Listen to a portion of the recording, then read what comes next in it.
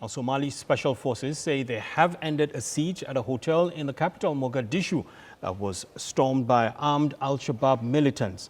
According to the police, at least 12 people were killed in addition to 5 militants and more than 20 others injured. The attackers detonated a car bomb outside the hotel on Sunday before storming in and seizing hostages. The hotel is owned by Abdullahi Mohammed Noor, a lawmaker and an ex-finance minister, and frequented by many government officials, government workers, and people from the Somali diaspora. It is the second attack by Islamist insurgents on a highly fortified target in the Somali capital this week. So I have joining me a senior researcher, Institute for Security Studies, Akinola Olojo, to discuss this. Thank you so much for joining in. Thank you for having me. Great. So this is the second attack happening in a hotel. We had one last year, and this is happening again this year.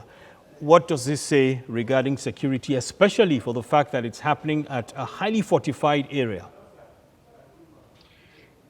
Al-Shabaab is a group that has been responsible for, more than, several attacks. I mean, we've seen attacks even beyond what has happened today, happen in the capital, Mogadishu, in spite of the fact that the group has been pushed out of the capital city.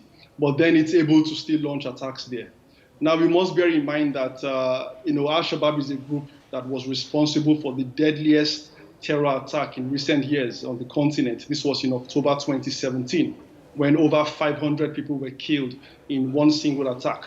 It's a very resilient group, and in spite of the fortified nature of the capital, Mogadishu, and even having AMISOM in the country, that's the African Union mission in Somalia, having airstrikes by the US on the group is still existing. And even recently, we've heard about the group actually even establishing a COVID-19 center in southern Somalia, which tells you the group is not only aware of where to target, but also has a sense of governance issues and also has the ability to convey some kind of legitimacy in the eyes of communities.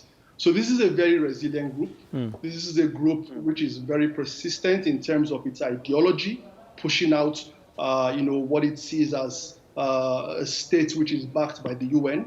It's a group which is capable of even launching attacks in neighboring countries like Kenya. And we've seen this in the past.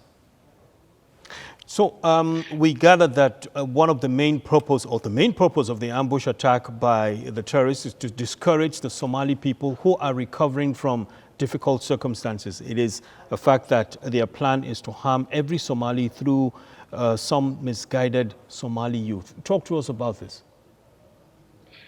The group has been in the country for over a decade. And definitely one of its main objectives is not only to convey some kind of legitimacy in the eyes of the people in Somalia, but also to establish its own kind of Islamic government, its own version of an Islamic government.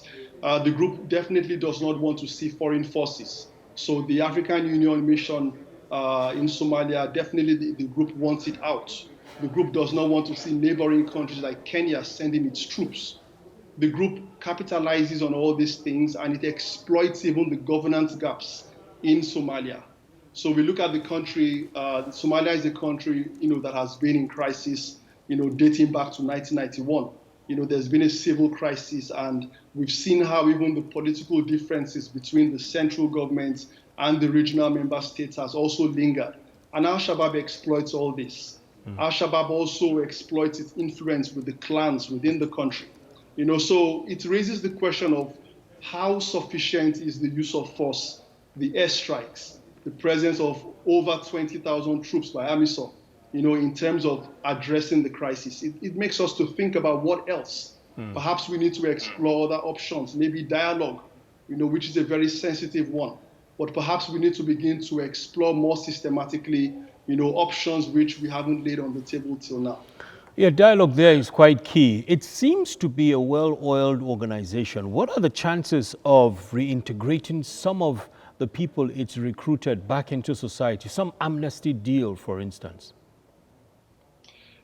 In the past, we've seen instances where al-Shabaab members or former members have actually, been reintegrated. They've gone through a rehabilitation program.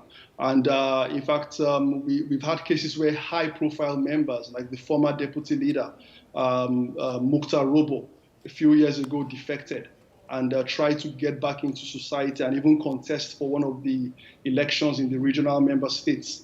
But of course, there are difficulties in terms of, actually implementing such reintegration exercises, because there are many issues in regard to not just the politics within the country, but also issues of governance. There are challenges regarding even deprivation. Okay, if you address ideology, for instance, and you get people to defect, how do you address the existing economic challenges to prevent people from joining the group?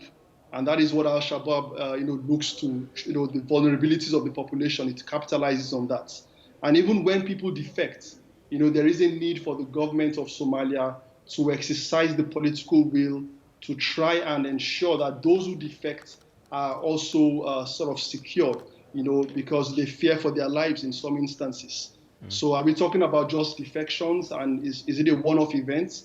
I think it's much more than that. It's much more complex. There are a range of needs which need to be addressed in regard to all these issues.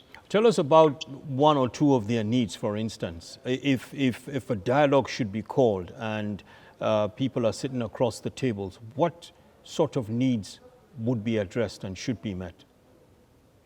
Well, in terms of dialogue or negotiations, it's actually not a new topic. It's one which we've seen explored even beyond Africa. We've seen in the case of the United States, after almost 18 years in Afghanistan using the armed force, we saw how the US had to go to the negotiating table to speak to the Taliban, and it was hosted in Qatar, even up to recently, last year and early this year.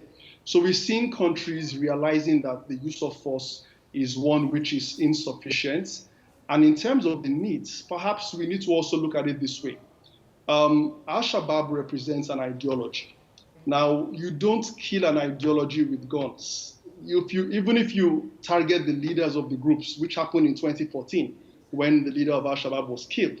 But then we saw a new leader. And then we've also seen the same thing happen with other terror groups, even with al-Baghdadi, with ISIS last year.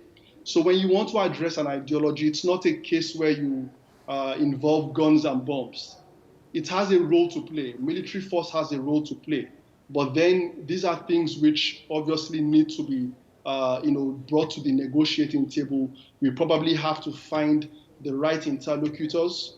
We have to look for the right third parties. And of course, we must explore within Somalia itself, the clans, the communities, the local communities. We need to explore those local community actors who have who can convey legitimacy for both parties. And we've seen cases where even those who have defected have also been able to convey some level of intelligence and information regarding what can be done. So we need to explore these things. And I think the more and sooner we do these things, the better in terms of addressing the crisis comprehensively. Akinola Olojo, thank you so much for sharing your thoughts in this regard, Senior Researcher, Institute for Security Studies. Thank you so much. Thank you for having me.